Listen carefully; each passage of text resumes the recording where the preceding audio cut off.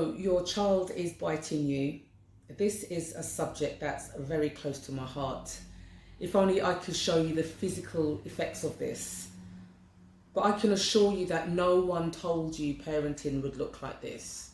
You're exhausted, maybe embarrassed, possibly even hurt physically and emotionally, like I've been.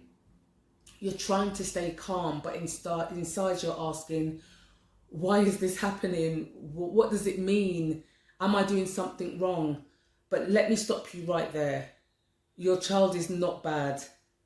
Biting is communication. Things first, biting's common, especially in toddlers and especially with neurodiverse children. It's not a sign that you failed.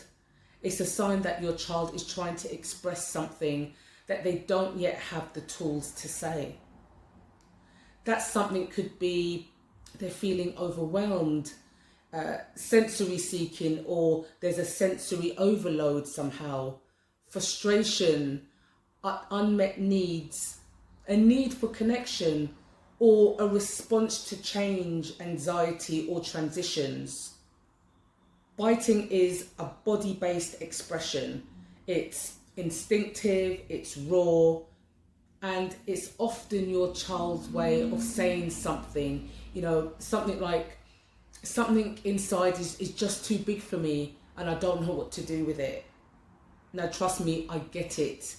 It's easy to panic. Maybe you've yelled, cried, or shut down. Remember, those are just normal reactions. But let's talk about what doesn't help. Punishing or shaming the child, forcing apologies, or treating it as bad behaviour without looking underneath. These responses might stop the biting in the short term, but they don't teach your child why it's happening and what they can do instead. Now, here's what I recommend and what I guide parents through in my coaching program. So step one would be just take a pause and breathe. It's really important, first of all, to regulate yourself before responding. I know that can be easier said than done, but just try this. Your calm is their safety net. Step two, decode the behaviour. So ask yourself, was there a loud sound, bright light, or a sudden change? Were they tired, hungry, overstimulated? Was the environment unpredictable? Was this a pattern or was it a one-off?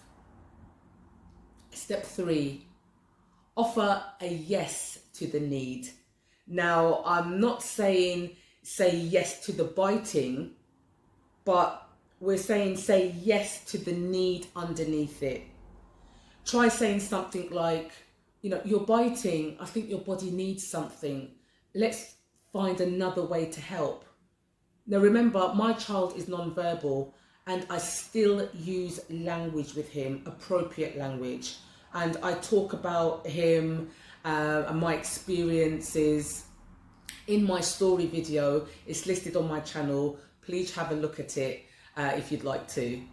And offer a replacement, a chewy toy, a safe object, a deep pressure hug, for example.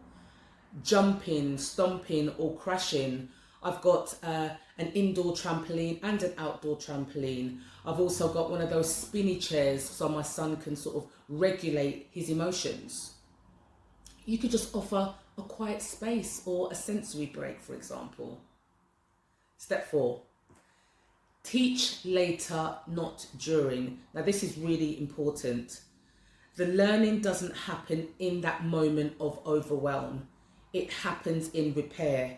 Later, when you're both calm, just talk about what happened and use simple language and visual cues. So I may normally, when I'm talking to someone, just having a conversation, I may use additional words and I express myself in using all these different words. But with a neurodiverse child, especially one that's non-verbal, I have to strip all those additional words away.